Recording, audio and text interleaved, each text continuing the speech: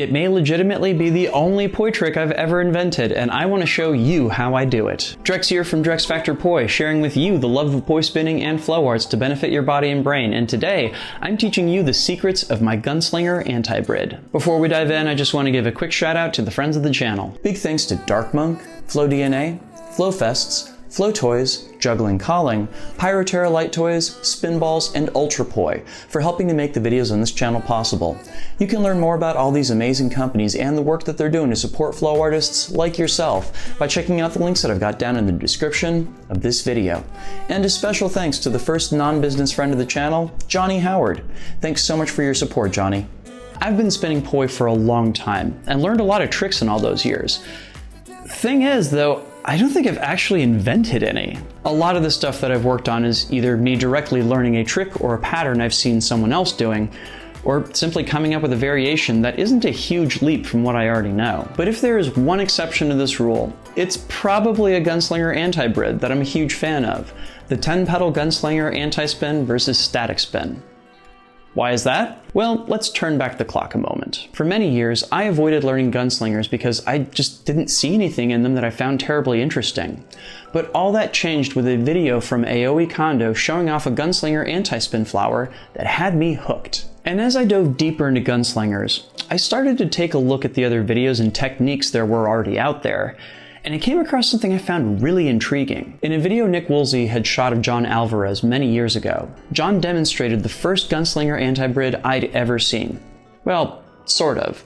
This looked like it was meant to be a 6-pedal gunslinger versus static spin. The trick implied the relationship between one poi and the opposite hand, but didn't maintain the connection. I realized after seeing it that John had made a small error in his approach to constructing this hybrid. The distance traveled by the poi in the static spin was too far for the 6-pedal gunslinger to lock into it. That's why the connection would only happen at either end of the hybrid. But if you attempted it with an isolation rather than a static spin, it was a whole different story, and thus I got down my first Gunslinger Anti-Brid, one that I still adore to this day. The relationship between the hands and props is so much more clearly defined, and it creates a really pleasing pattern. But if this Gunslinger worked with an isolation, was there one that actually would work with a static spin instead? Months later, I had a breakthrough. I realized that there was a mathematical relationship between regular poi flowers and Gunslinger poi flowers. I explained this in great depth in a video I did a couple years ago on the mathematics of gunslingers that I'll link to in the description, but the Cliff's Notes are as follows. That 6-pedal gunslinger from my first Gunslinger Anti-Brid, it's the gunslinger equivalent to a cat eye, which is why it meshes up more cleanly with an isolation than with a static spin. And the anti-brid that is most commonly performed with a static spin is triquetra versus static spin. So was there a gunslinger equivalent to a triquetra? Yes, and it was the first gunslinger flower that I ever learned, that 10-pedal gunslinger anti-spin that first inspired me to learn to do them. Not only was this trick one that I'd never seen anyone else try before or since, it also checked off a lot of boxes for me in terms of a trick that eats up a lot of space, looks super distinctive, and isn't that difficult to get to if you already understand triquetra versus static spin, as well as how to do these gunslinger flowers. Now granted, saying that you've invented a poi trick at all is fraught with some complexity, shall we say. Not the least of which when you're mashing up 3 different schools of thought like I am here. And yet, at the same time, if you were going to make the argument that I'd invented any trick, this one would probably be the best fit. The mathematics element is 100% me, as is searching for an anti-brid that was a natural fit for static spin.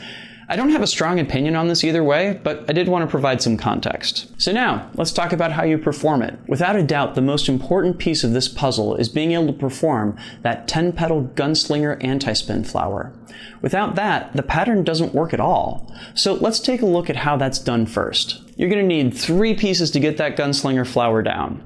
Thumb-led forward 2-beat weaves, pinky-led reverse 2-beat weaves, and how you can use linear isolations to waist wrap back and forth between them. Are some or most of these words gibberish to you? I've got you covered. I'll leave a link to tutorials on all of them down in the description. You'll want to start with your thumb-led 2 beats off on your right-hand side, and you want to try and stall your thumb end up for just a brief moment while you sneak your pinky end underneath.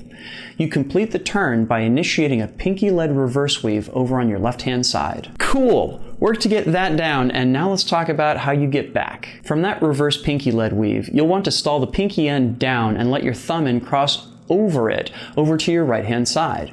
As it does this, you'll start a thumb-led forward weave in that position. When you have both down, the work is to go straight back and forth between them. And this is how you turn that into a flower. Ideally, you want to be going straight back and forth from right to left and back again, performing a total of 4 beats with each end of your poi as you do so. This means that the trick goes by very quickly, but it's necessary for what comes next. As you go from your right to your left side, pop your hand up when you stall up the thumb end, and as you go back to your right, drop your hand down when you stall down the pinky end. The result? A gunslinger fountain or flower. If you're new to the world of gunslingers, this might seem like quite a lot to do. And I have a tutorial just on how to do this waist strap and turn it into a flower that I'll link to for you. Otherwise, let's take a look at how we turn this into an anti-Brid. The static spin is pretty self-explanatory. You're just spinning the poi and moving your hand as little as possible. But how do you get it to match up with the gunslinger flower? Well, one helpful tip is that you're performing this anti-Brid off at a slight angle. It's not precisely in wall plane. On my static spin side, I'm pulling both planes back towards me, and over the other side, they're veering farther away from me. Why is this? Because it helps create a gap between the static spin poi and the hand performing the gunslinger. That clearance is helpful to avoid getting them tangled. And I know you're already having to keep track of a lot of things here, but one of the biggest things that helps with any anti-Brid is the placement of the hand performing the core trick. See how closely you can get that static spin hand to your opposite shoulder. The less distance there is, the less work the other hand will have to do in order to get the flower and the static spin poi head to match up with each other. Though, as you can see, this is still a work in progress for me too. One thing that makes getting these two tricks to mesh up a little difficult is that you have to do the gunslinger flower a little faster than you would normally. This means you'll have to be doing all of your adjustments and movements a little faster than you're used to, and it also means you're likely to get a little fatigued the longer you perform the trick for. This one is going to challenge your wrist to do a lot of very precise movements very quickly. The one thing that I'm still struggling with is the bottom part of the trick. I lose the relationship between the gunslinger and the static spin just a little bit down there on account of having to keep the planes separate enough to avoid interfering with each other. It'll be a thing I continue to work on over time, so maybe at some point a follow-up will be in order to show you how to make that happen. Interested in gunslingers but don't really know where to start? You've come to the right place. I have a course on my learning site at learn.drexfactor.com devoted to them, where you'll learn all the basics up to and including many gunslinger hybrids. Better yet, you can get the course for 50% off when you use the code ANTIBRID at checkout. Go give that a look at the link in the description. If you got anything out of this video, please leave a like, comment, share, and subscribe to help other people find it and to help my channel grow. I also just wanted to put out a huge thank you because this video would not be possible without the kind contributions of these wonderful folks right here. These are my Flow patrons on Patreon, and they, along with the wonderful people listed down in the description, make this video and all the videos on my channel possible.